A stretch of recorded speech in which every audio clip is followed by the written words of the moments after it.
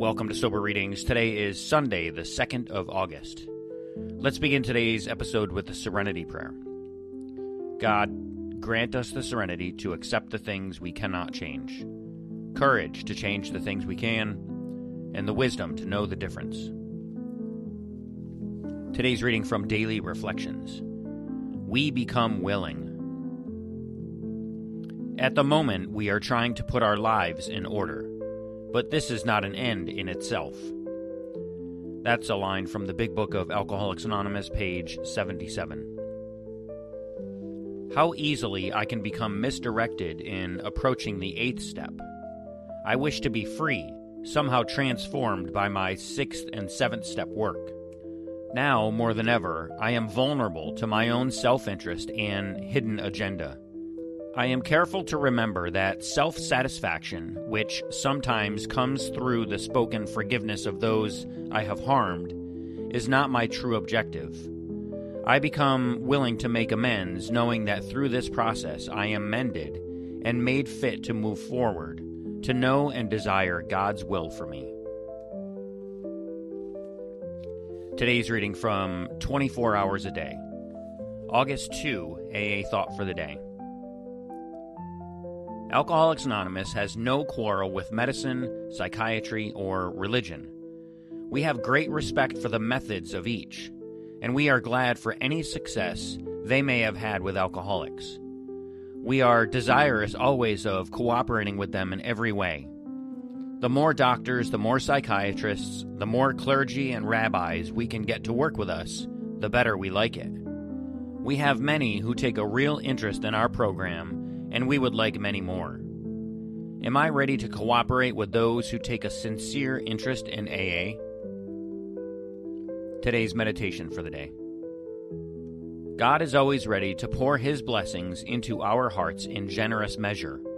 But like the seed sowing, the ground must be prepared before the seed is dropped in. It is our task to prepare the soil. It is God's to drop the seed. This preparation of soil means many days of right living, choosing the right and avoiding the wrong. As you go along, each day you are better prepared for God's planting, until you reach the time of harvest. Then you share the harvest with God, the harvest of a useful and more abundant life. Today's prayer for the day. I pray that my way of living may be properly prepared day by day.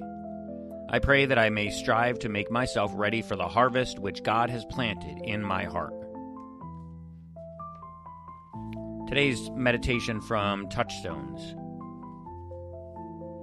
Every time you don't follow your inner guidance, you feel a loss of energy, a sense of spiritual deadness. And that's a quote from Shakti Gawain. Things are not always as they seem, even with ourselves. Sometimes we get settled into a routine in our program. We are beyond the early struggles with detachment and sobriety.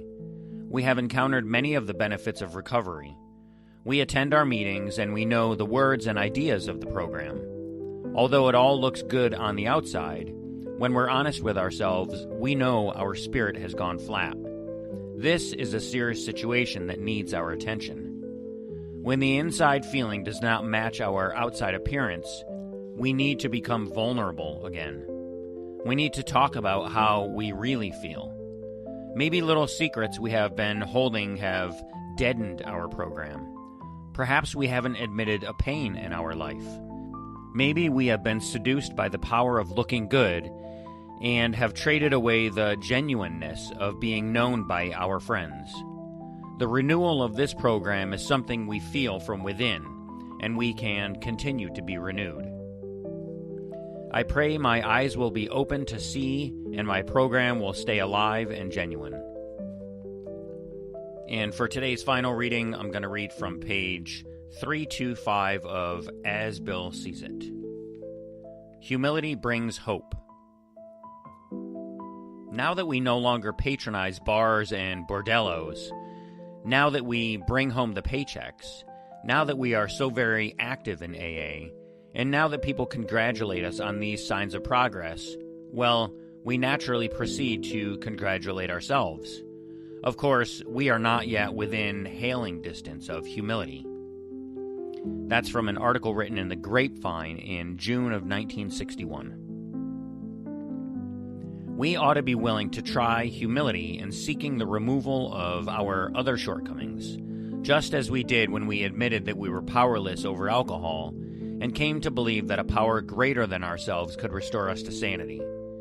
If humility could enable us to find the grace by which the deadly alcohol obsession could be banished, then there must be hope of the same result respecting any other problem we can possibly have. And that's from the 12 and 12, page 76.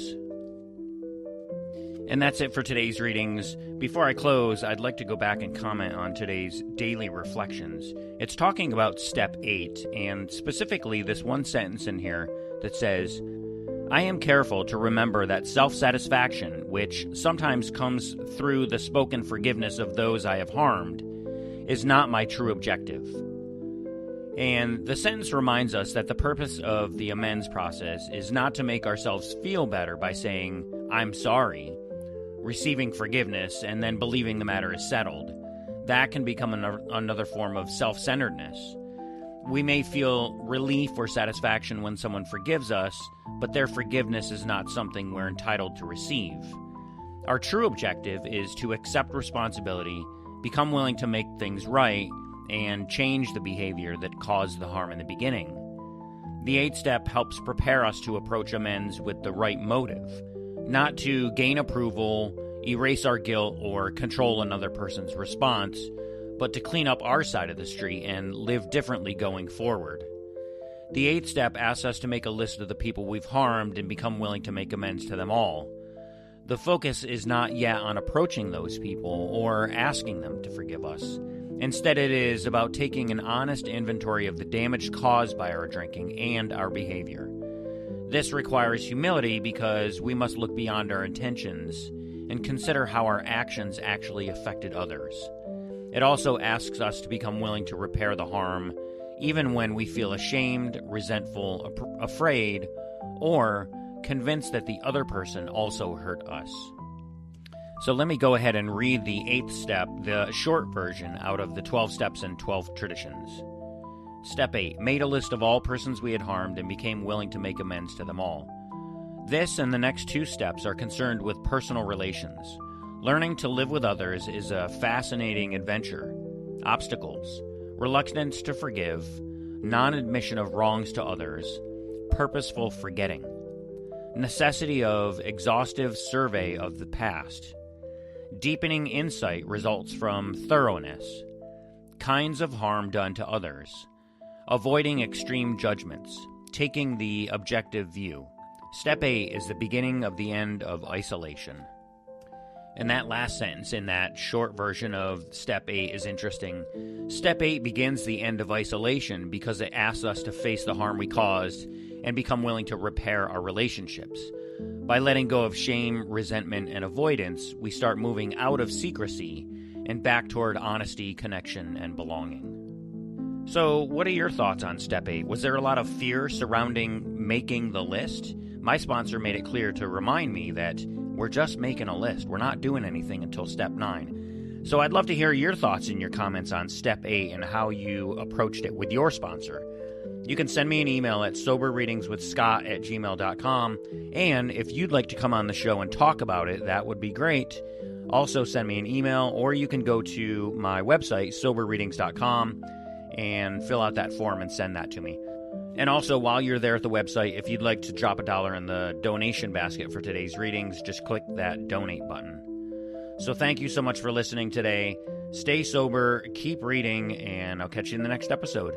Until then, take care of yourselves and each other, and remember, just for today, don't drink, go to a meeting, and keep coming back. Have a great day, everyone, and as my friend Larry says, best day ever.